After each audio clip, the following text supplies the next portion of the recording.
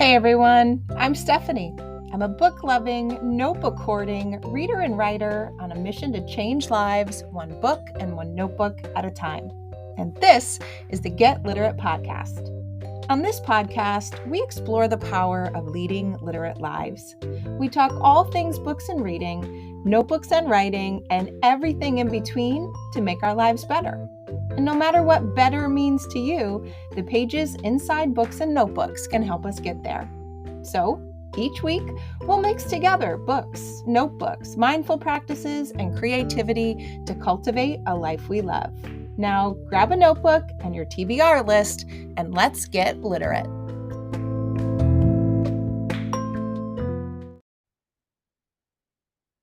Hey everyone, Stephanie here. Welcome back to another episode of the Get Literate podcast.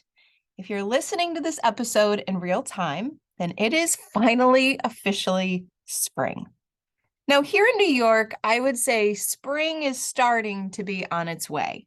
It is getting a bit warmer, the sun is out a bit longer, it's lighter at night, and there are even some patches of green grass that I can see poking through the snow.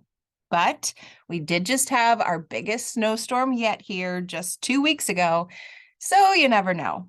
But I do think that spring is in the air. And when I think of spring, I think of warmer weather, of more time and walking outside, lighter clothes to wear, and just a lighter spirit overall.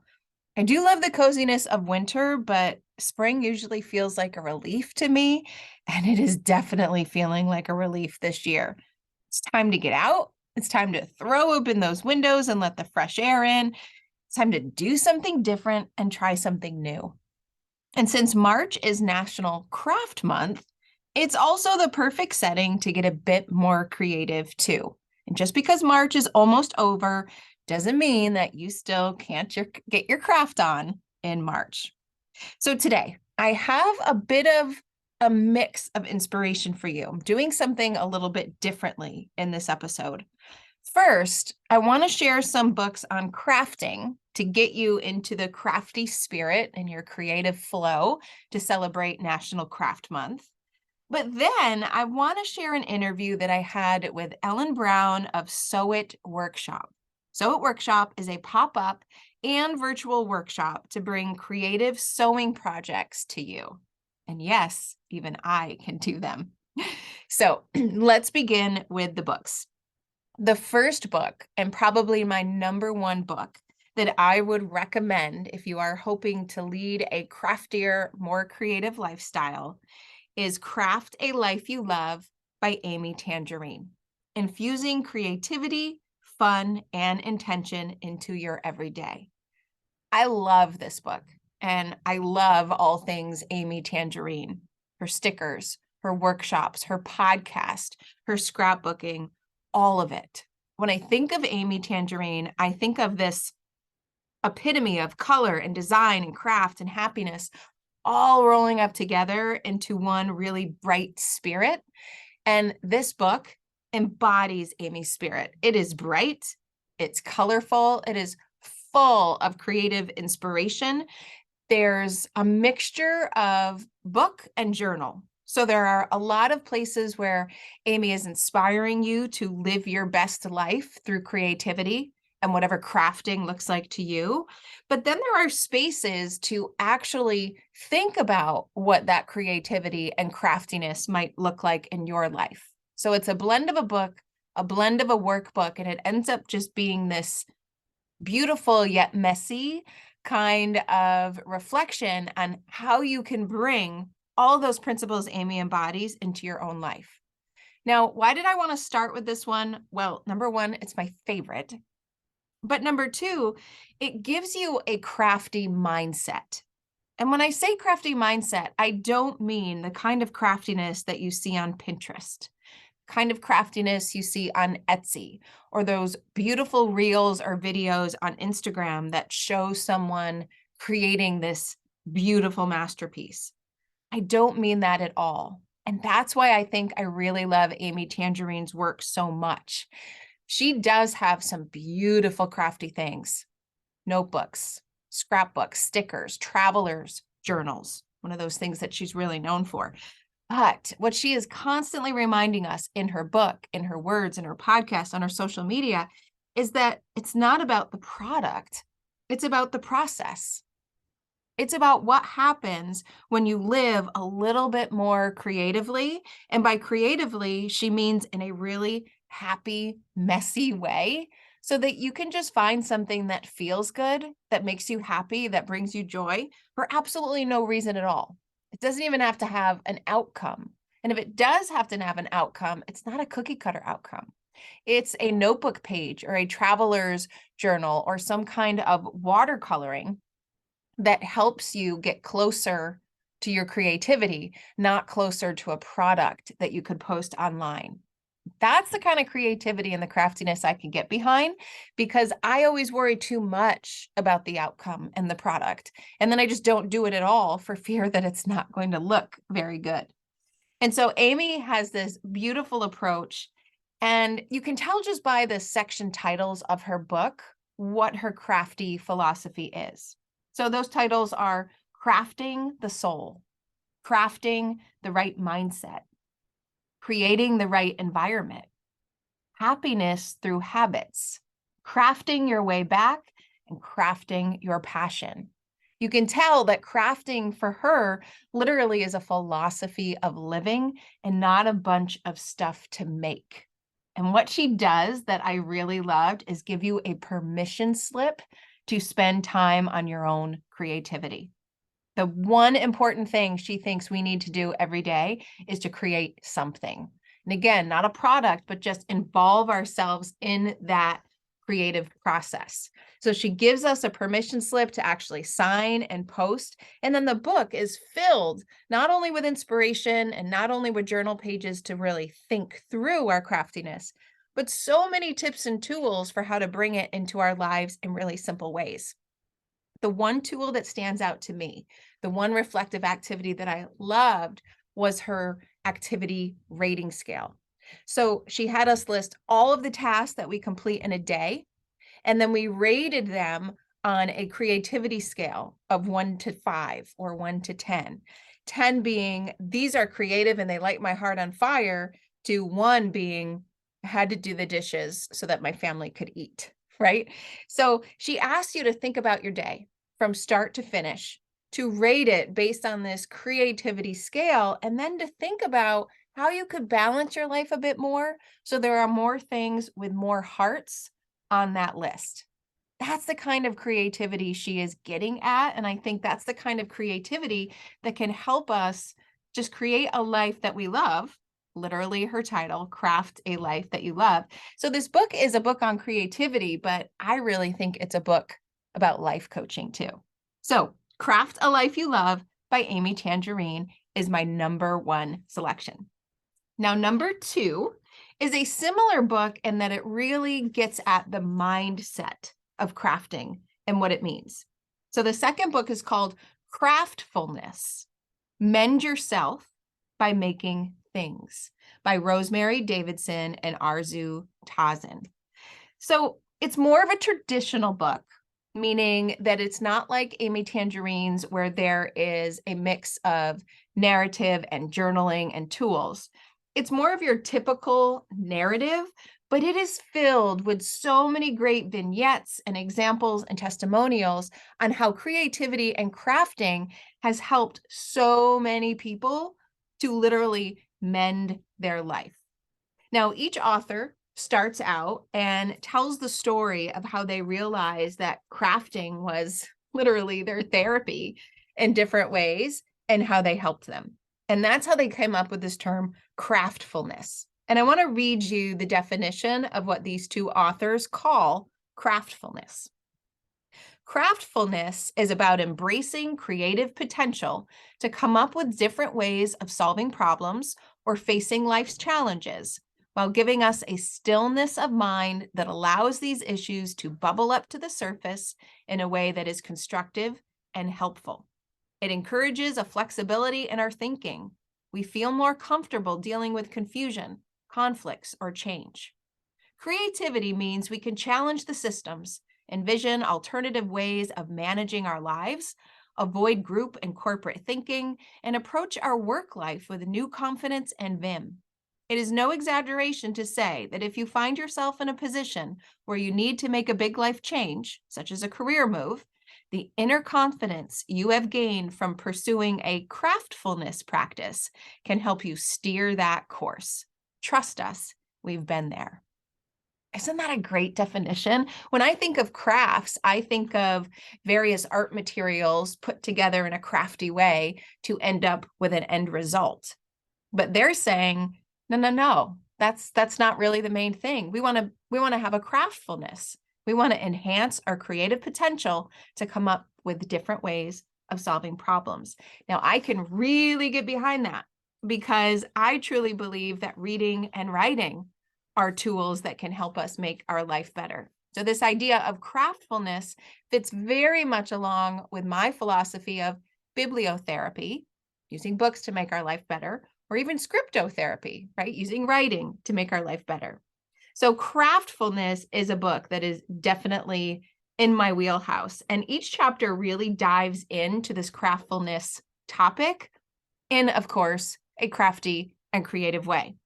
So let me just give you an example with the chapter titles. The introduction is called The Tao of Making, or How We Realized Craft Was Our Therapy. Chapter 1, Craft and Creativity, or The Life-Changing Magic of Making Things with Your Hands. Chapter 2, Our Craft Ethos, It's the Making That Matters. And Chapter 3, Craft, Creativity, and Mental Health, Making is Mending. So all of the chapters have a more traditional title, and then in parentheses, what it really means in crafting. And I loved that playfulness that they brought to it, which really embodies the spirit of the book. So you can tell I really enjoyed this one. And I think if you're looking for a craftfulness state of mind, then this is a book worth exploring, especially if you know that it's that creativity that's missing, that is the missing link for you. Things just don't feel right, or they don't feel light, or they don't feel fun anymore. They just don't feel good. Things feel heavy. This is a way to bring your creativity and your craftfulness to your life to kind of lighten the load. You mend yourself by making things. Again, it is all in the process. So that's Craftfulness, and it's a pretty new book, just released in 2019. Mend Yourself by Making Things. Now, speaking of crafting for a purpose, right? Mending your life or making your life better. This next book is a completely different kind of crafting book, and it's one that I fell for instantly and was so glad I stumbled upon. It's called Crafting Change, Handmade Activism, Past and Present by Jessica Victus. So this book is a completely different kind of crafting book. It is not about the crafting mindset. It is not about crafts that you can make, although there is a little section of that at the end. It's not about using craft to save your own life. It's about using crafting to change the world, to save the world, to put your voice into the world. And so it is this beautiful testimonial of how crafting literally can help you find your voice, help you find your medium of sharing your voice so that other people can hear you, can see you, can listen to you, can get behind what you believe in, what you sponsor, what you subscribe to, and in order to make things better for the world. And this book is a collection, it's a celebration of all of those different projects. And let me tell you, these projects are amazing. There is embroidery crafting. And by embroidery, I mean embroidering sayings and people and profiles so that they are on display in beautiful ways of people that we need to know about, of people that matter. But from embroidery, there's knitting, sculpting, quilting, different kinds of crafts. I was just head over heels for this book. There were welcome blankets made for refugees.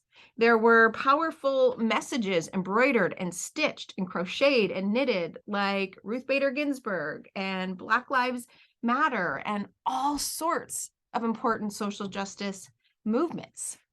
But there was more.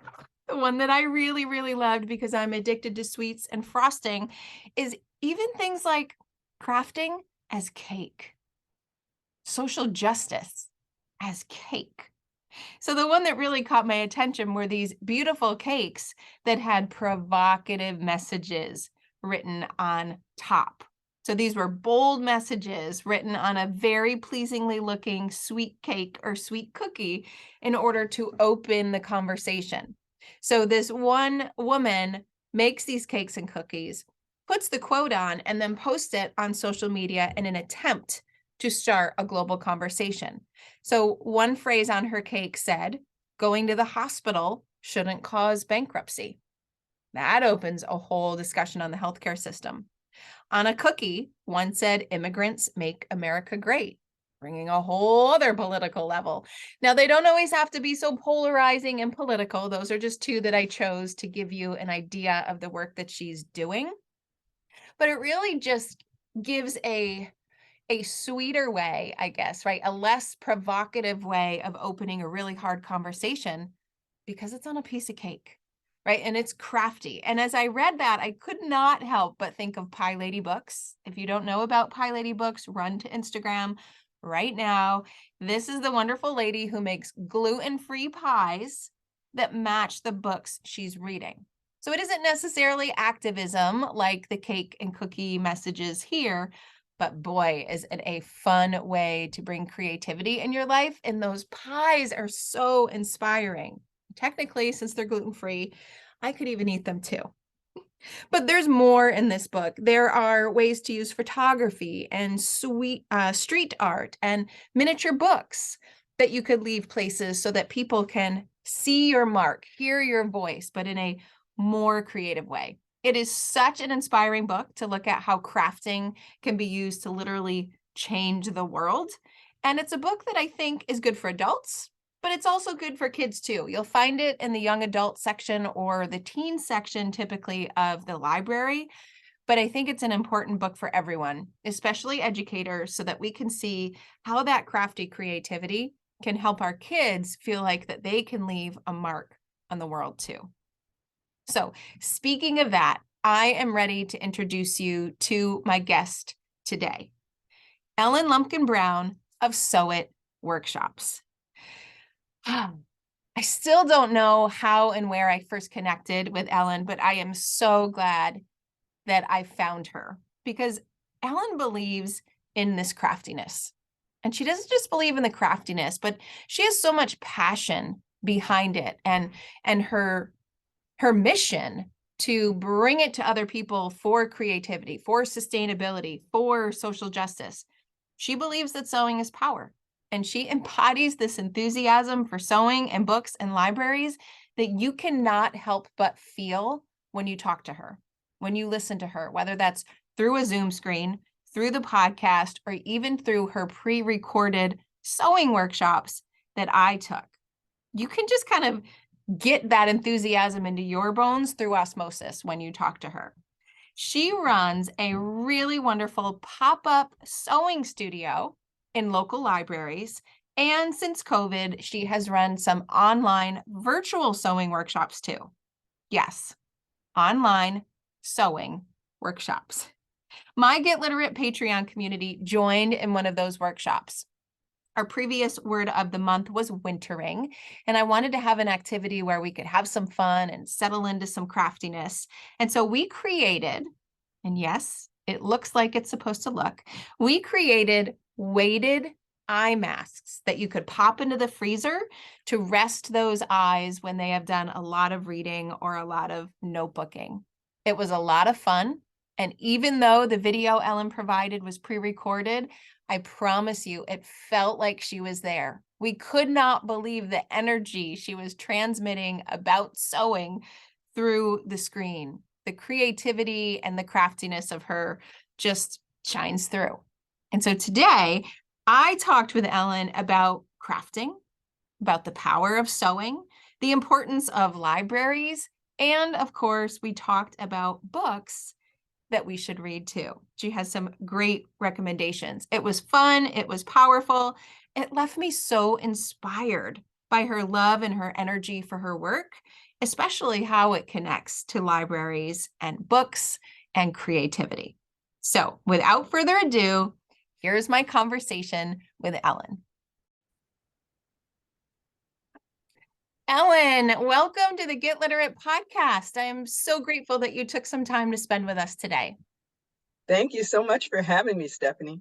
Oh, I'm excited. I've already given listeners a little sneak peek into you and your work and how we got connected, but I'd love to just hand it over to you right away so that you can kind of give them a little bit more information about who you are. So could you just jump in and tell us who you are, the work you do, especially the wonderful sewing kits we're going to talk about, and kind of where you are in the world? Okay. Well, and you'll keep me on track if I veer off. I will. But so physically, I'm in New Jersey, right outside of Newark, New Jersey, and New York City. And I have a home-based business that I really enjoy, which is called Sew It Workshop. And my background is very circuitous how I got here, but I've worked in social justice almost my whole professional life. And but I've always been crafty. And so at one point I decided I was going to do something different. And I started a business, writing books and making kits for sewers of different kinds. Eventually that sort of evolved into what Sew It Workshop is, which is a pop-up sewing studio. So while I've got a physical location, I still travel around New Jersey and New York, and I offer sewing workshops mainly in libraries and museums, but also some corporations here and there. And I like to say, you organize the group and I'll organize everything else, right? So I bring sewing machines and fabric and patterns and everything. And at the end of the workshop, we end up with a cool item. Yeah. And no experience necessary. So that's been a lot of fun. And then during the pandemic, you can imagine I had to figure out what could I pivot from that, since what I was doing was face-to-face. And I came up with the idea of doing sewing videos, but which a lot of people do. That wasn't a big leap. But I realized that most people might not have a sewing machine. And so I thought, what can we do with a needle and thread? And to be honest, I wasn't a fan of a needle and thread that much before I started doing this, but I have fallen in love with it because there's so many things that you can do with just those humble little tools. And it still gives you the power that sewing gives you. And I love to do videos that teach adults, but also teens and tweens, because I really want them to see what they can do with their own hands. And librarians and teachers have really used the videos in such creative ways for their patrons and their students to advance their own learning through the sewing process. And same thing as in the workshops, that no experience is needed. I start right at the beginning. Yes, I can attest to that. Because recently, and I was trying to think back and think, where and how did I first find you? You know, was it something on social media? Was it an email? I have to think it was something library or literacy related. I'm pretty sure it was I stumbled upon one of your library workshop offerings, whether social media or an email. I'm never quite sure how. Not that it matters. I'm just glad that and I was so intrigued because I thought I could not do that, right? I'm not creative. I could not make that. And so I can attest to the power of your workshops, because starting from ground zero, I actually ended up with a recognizable object that was exactly what I wanted it to be. And it was functional as well. So I recently, it was about a month ago, in my Get Literate community, in our Patreon community, as you know, we were exploring the idea of wintering. So hunkering down in the cold, in the snow, if you're in an area that gets that, and just enjoying it, pausing in the pause, right? And resting and doing restorative reading and notebooking. And we wanted something creative. We wanted to be able to do something a little bit different.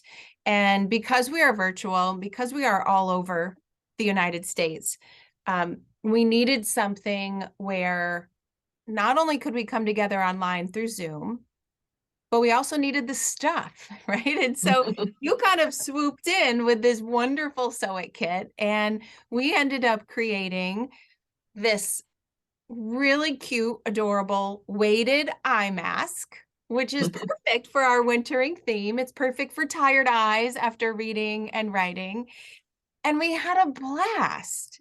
It was so much fun to get together and to do that. And with someone who really needed your tutorial on how to thread that needle with that little thingy that you provided in the kit, it felt like you were there in person live from start to finish, from the very first threading of the needle to now press pause and go do your work and come back, and you were the biggest cheerleader. And we were saying that we could feel your energy. We could feel your love for this work through a recorded Zoom call, which is really, really hard to do. Can you tell listeners a little bit more about that experience if they were to do or purchase on Etsy one of your virtual sewing kits, what that looks like? Sure. So the videos and the kits go together, and then there are also written instructions that follow along, so that however you learn, there's a way for you. And the kits are really especially designed with success in mind.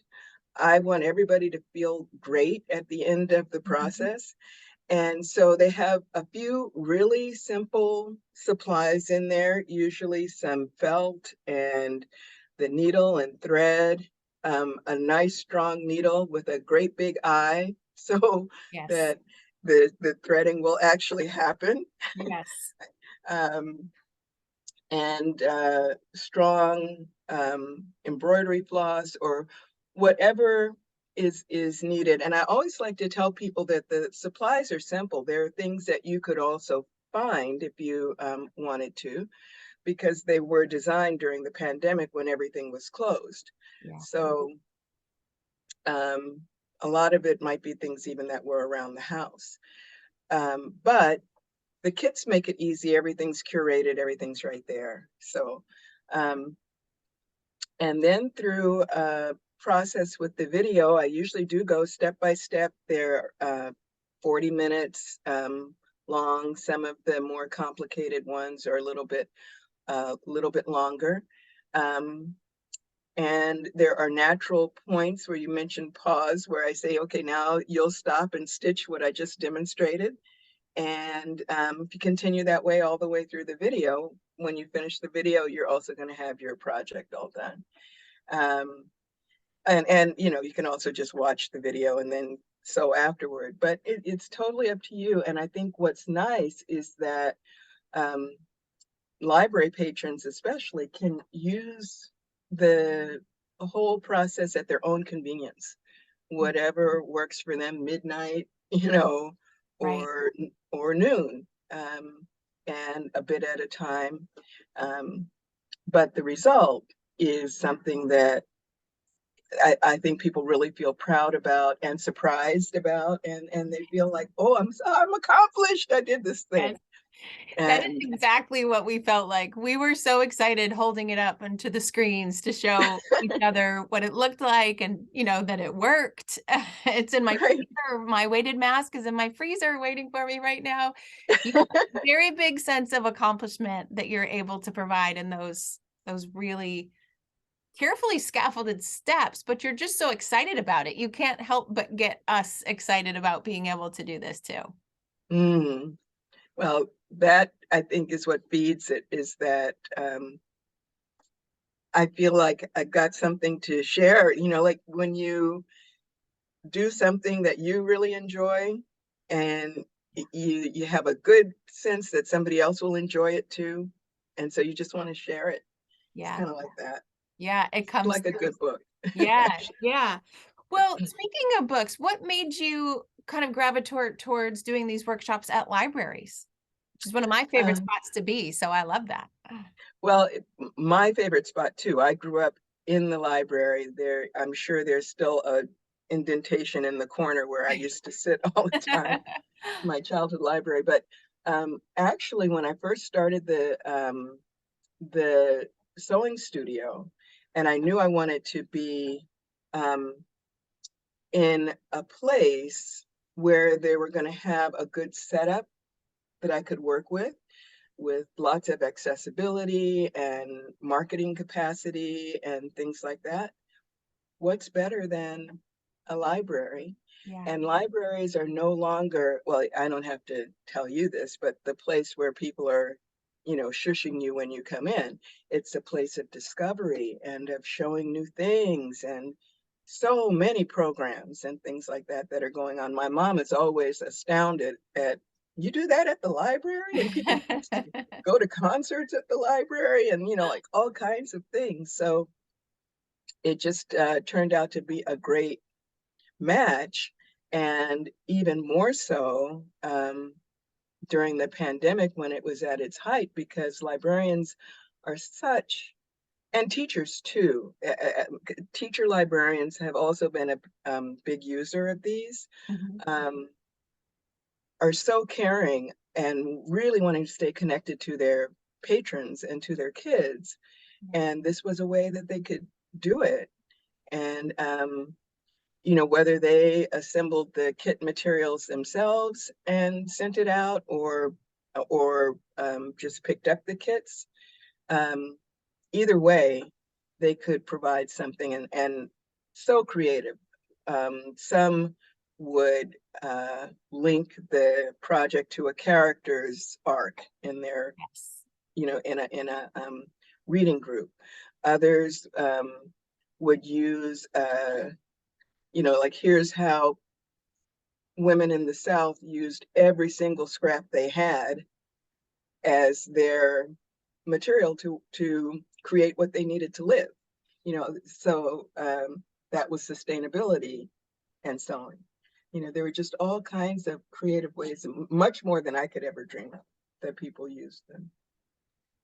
Well, and that's, I think, the piece that I love the most, because the whole idea behind my podcast and my belief is that reading can change our lives, right? We can learn from the pages, whether it's someone new that we meet who gives us a life lesson, if we travel to the pages, to a different location through the pages of the book, or what I really love is when it sparks something new in your life. So to hear Mm, that teachers, librarians are using these kits as a spark from the book to a child's actual life, to doing something, to taking it beyond, that's what I love.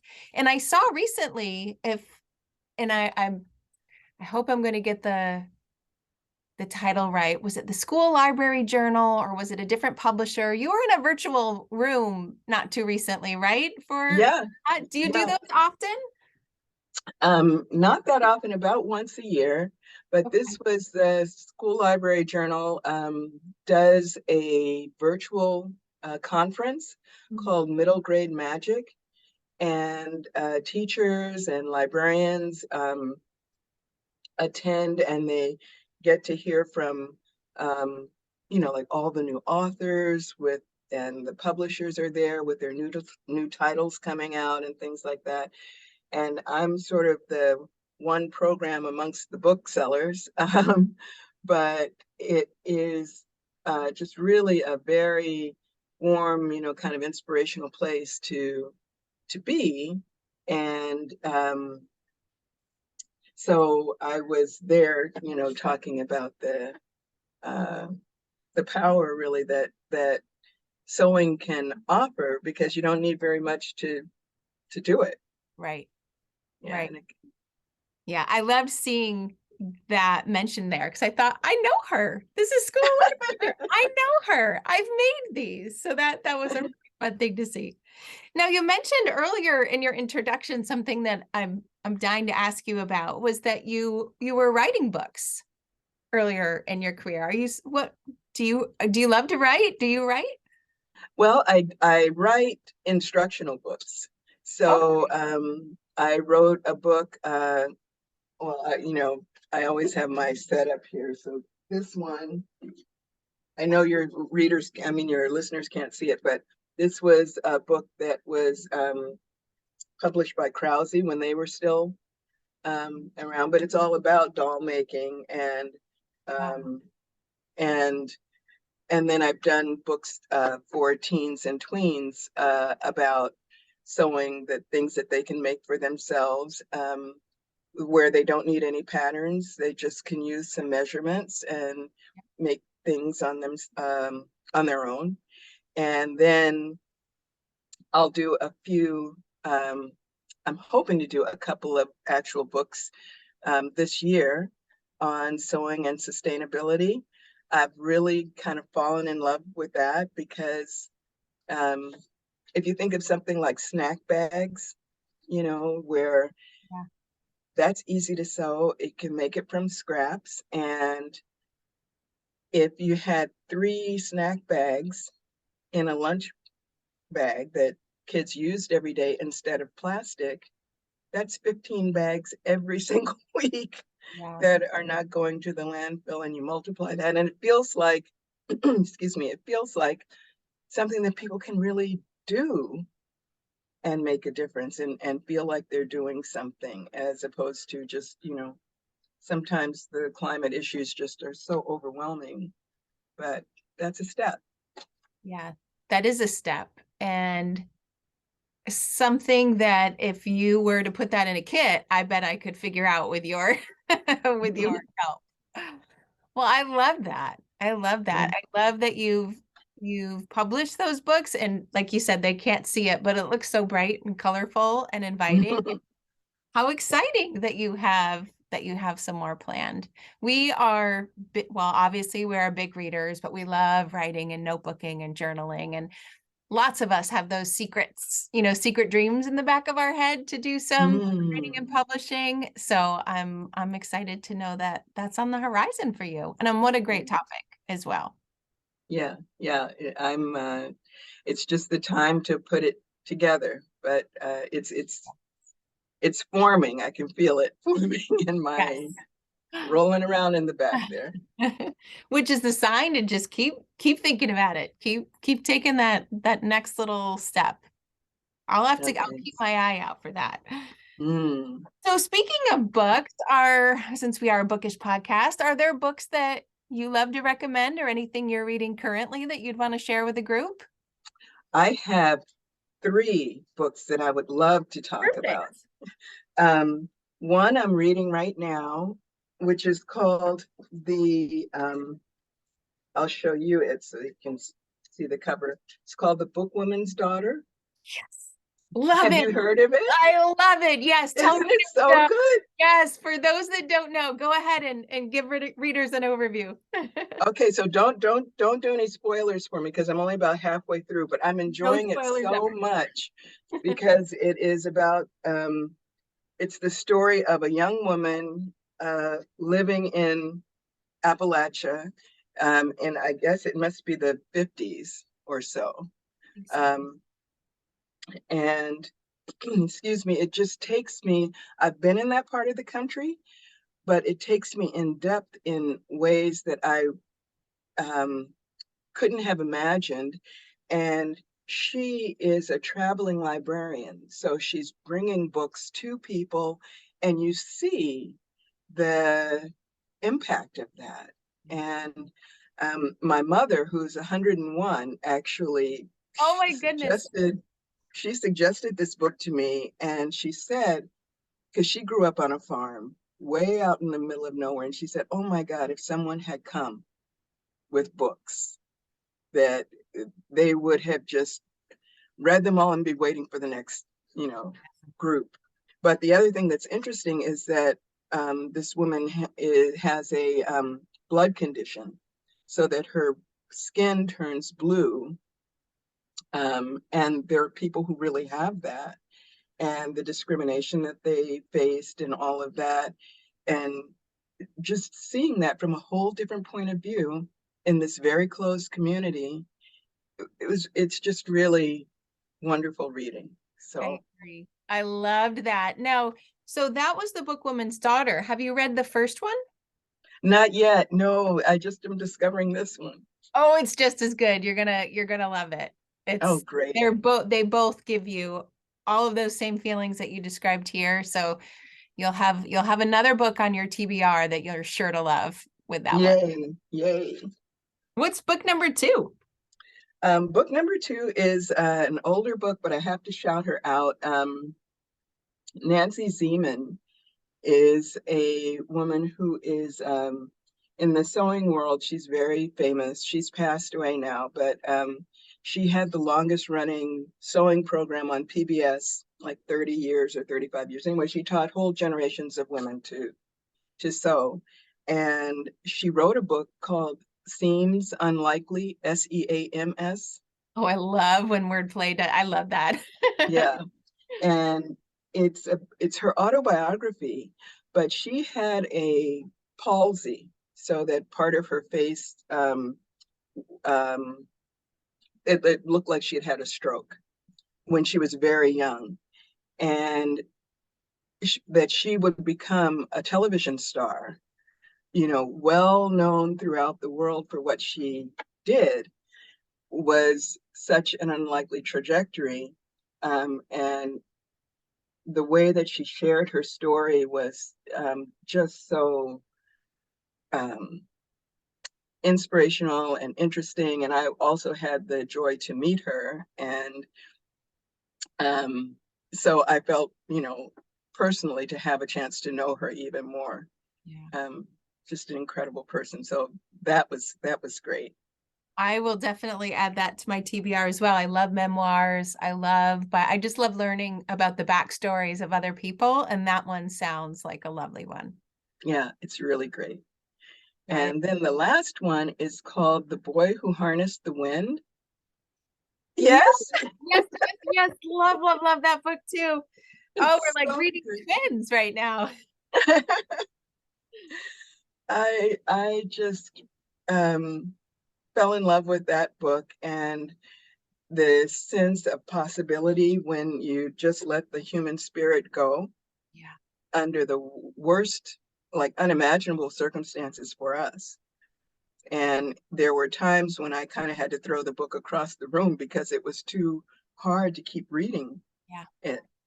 But but it just, when someone's passionate and believes in themselves and sees a need and sees a solution, it was just really great. Yeah. So I didn't want to give away the details Right. of the story, but it's that kind of a book. It is. And now I'm not sure which version you're reading, but they have the early grades edition. They have kind of the typical edition. And I got to watch it on Netflix to do the comparison. The book is always better for me, but to see the story come to life in that way was just as powerful too. I did love it. Yeah, Yeah. yeah. It's So it's one of those books that I think you can read in school, but you can just read, and it's just yeah, it's just wonderful. yeah. Yeah, like you said, it's a sense of possibility, right? With Yeah, all the obstacles, unimaginable obstacles that he has faced, yet he's doing it. yeah, It gives lots of hope to a lot of people in a lot of places. right, Oh, right. so 2 out of 3, we definitely have it matches up. I can't wait to take a look at that third. So before we end, I would love for you to just let listeners know where they can find you and your kits and your workshops and anything else? Because I know they're going to be intrigued, especially by the workshops that they can do from home. So where can they find you? So you can find me on Etsy, and it's just etsy.com/sew it workshop. And the kits and videos are there, probably about a dozen. For librarians and teachers, there is another website, which is just sewitworkshop.com. And that's kind of the equivalent of wholesale versus retail, because you can buy things in greater bulk there. And the last shout out I wanted to also give was to this book. This is for librarians or teachers that want to create programs, and it's called 25 Ready to Use Sustainable Living Programs for Libraries. And I have a chapter in here on how to create a hand sewing program if you are interested. This is published by the American Library Association, but they have all kinds of programs in here. And when I started to look at it, I couldn't stop. So it was like beekeeping and container gardening and hay gardens and all kinds of things that people started doing during the pandemic. And then they thought, this helps me to live more sustainably. I'd like to know more. And that's so the ALA put this book together. That sounds wonderful. And not just from the sustainability part, but you mentioned earlier in the podcast, that you love being around people who are sharing their passion. Like you can tell when someone is doing something that they love. And it sounds like that book would just be full of inspiration of people doing their thing, right? And sharing it with others, which makes everything so much better when they do. I'll get that title down too. Wonderful. Well, thank you so much, Ellen. We had such a fun virtual experience. I'm definitely going to add another Sew It workshop. Now that I know that I can do that kind of thing, and you're going to give me all those packaged materials ready. But I think it's just the perfect complement to a strong reading and writing life, which is just doing stuff that you love and trying new things and being creative and just seeing what you're capable of. Which I never would have thought that is something that I could have ended up with. So I'm so grateful that you're sharing this work with everyone, with teachers, with librarians, with me, and just people who can find you online. So thank you so much for what you do, and thank you for talking with us today. I've really enjoyed it. Oh, thank you, Stephanie. And however we found each other, I'm so glad that we did. Yes. I really am. This has been really fun. Wonderful. Thanks so much. Okay. Wasn't that such a great conversation with Ellen? My goodness, her passion for her work, for her sewing, for her overall purpose, for the power of libraries, for her love of books, it all comes through. And what I love is that she was able to pivot during COVID and still keep that passion going, if not even make it bigger based on what she found what she could do virtually. So grateful for Ellen for spending time with us today. Now, today was a different format. I don't normally blend collections of books with the guest of the day. So I would love to know what you think about this new kind of episode as I experiment with different formats and different schedules and agendas to see what works best for everyone. So if you have opinions, let me know what they are. You can reach out on social media at AfinitoLit, or as always, you could head to the show notes at alitlife.com. And while you're there, I would love to know what crafty books you recommend for boosting our creativity and craftiness all year long. And don't forget, be sure to support Ellen too. Find her on Instagram or visit her website. I promise if you complete one of her virtual workshops, you won't be sorry and you'll be all lit up just like she is about sewing. So thanks for listening, everyone, to another episode of the Get Literate podcast. Happy reading, happy writing, and this month, happy crafting too.